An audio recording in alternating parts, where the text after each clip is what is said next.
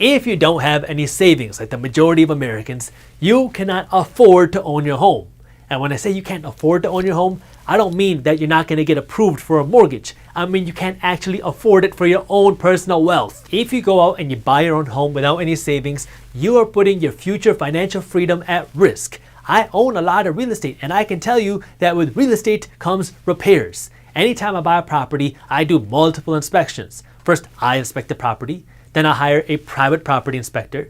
Then the city inspector inspects the property. Then my contractor inspects the property. And then my property manager inspects the property. I go through 5 different inspections anytime I buy a property. Still, things break and they go wrong. It is not cheap to fix an electrical issue. It's not cheap to fix a plumbing issue. And it's not cheap to fix a foundational issue. The reason why I'm emphasizing this so much is because 65% of Americans are homeowners. So if this chart represents America, 65% would be 25%, 50, 75. So 65 would be something right around here. So this is 65% of America, and these are the homeowners, which means 35% of America are renters.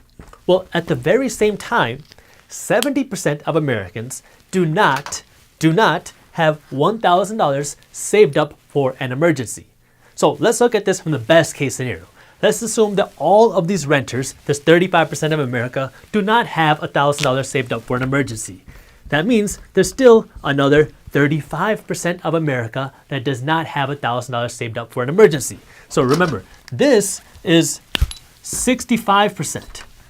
So now, if another 35% of this 65 does not have $1,000 saved up for an emergency, that is more than half of the homeowners in America. So only 30% of Americans have $1,000 or more saved up for an emergency. And that means that the very best case scenario is that 1 out of 2 homeowners have $1,000 or more saved up for an emergency. Half of American homeowners do not have $1,000 sitting in the bank account to protect them from a broken pipe. Remember this chart next time your cousin Bunty tells you, yo man, you have to own a home because the mortgage payments are so much cheaper than rent. Yeah, your mortgage payment is less than your rent, but your credit card bill to fix your plumbing isn't. Let's talk about your down payment for a second. Do you want to know who wants you to own a home besides your cousin Bunty? The government and your bank. And what they do is they make it more accessible for Americans to own a home by reducing how much of a down payment you need. Doesn't that sound nice? Home ownership is more accessible for Americans. So what do? They lower your down payment requirement. That way you can buy a home with little to no down payment. There's only one problem with that. People who can't afford to own a home shouldn't own a home.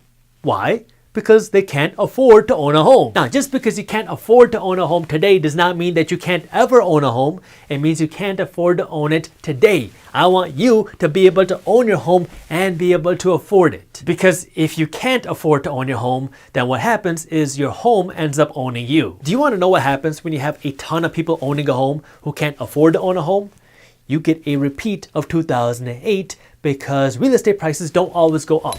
And so now, if the economy slows down and you have a ton of people who can't afford their homes, then these people are going to have to walk away from their homes because they don't have the means to protect themselves from an emergency. And so then you have a real estate crash. If you want to afford the home that you're buying, you need to have a minimum 20% down payment. So if you're buying a $400,000 home, you need to have $80,000 in cash to put down to buy the home.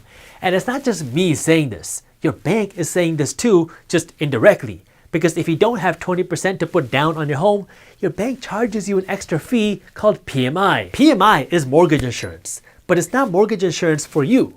It's mortgage insurance for your bank that you have to pay. See, your bank is kind of worried that they're going to have to foreclose on you because they know you didn't have the money for a solid down payment.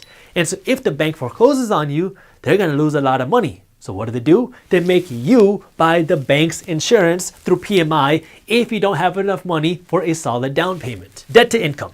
If you have a lot of credit card debt and student loans and a car payment, you should not go out and buy a home because the solution to your debt problem is not going out and taking on more debt. But Jaspreet, my cousin Bunty told me that buying a home makes me wealthy because I'll be building equity. The solution to debt is not more debt. Right now, you need to rent a small place and use all of your extra cash to pay down this excess debt that you have. If you have credit card debt, your credit card company is skinning you alive. And right now, your sole focus should be to pay down your high interest debt. That way you can afford to buy a home. Just because you can't afford to buy it today does not mean that you cannot afford to buy it ever. You need to get your money right. That way you can buy a home and actually afford it. That way you can enjoy your home. Fourth, if you have cash in the bank, you have money for a down payment, and you have very little debt, but you have a bad credit score, then your bank is going to charge you twice as much as they're going to charge somebody with a perfect credit score to buy the exact same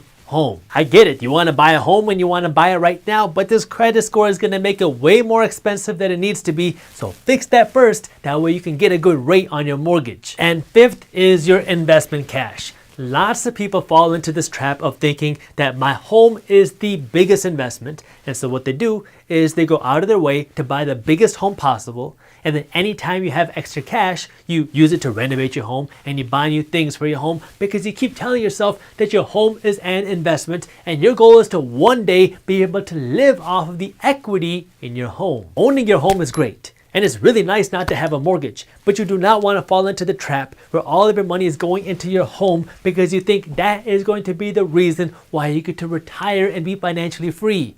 Buy investments, build income streams. It will give you a better return and it will let you sleep a whole lot easier. Plus, when you have investments outside of your home that you live in, then you can make money without having to sell the roof over your head. If you enjoyed this clip and you want to continue your financial education journey, I have another video that I think you'll love. All you got to do is click that button right over there. And for those of you who want to stay up to date on the top finance and business news, you can join Market Briefs, my free financial newsletter, by clicking that button below. Thank you for watching, and I'll see you in the next one.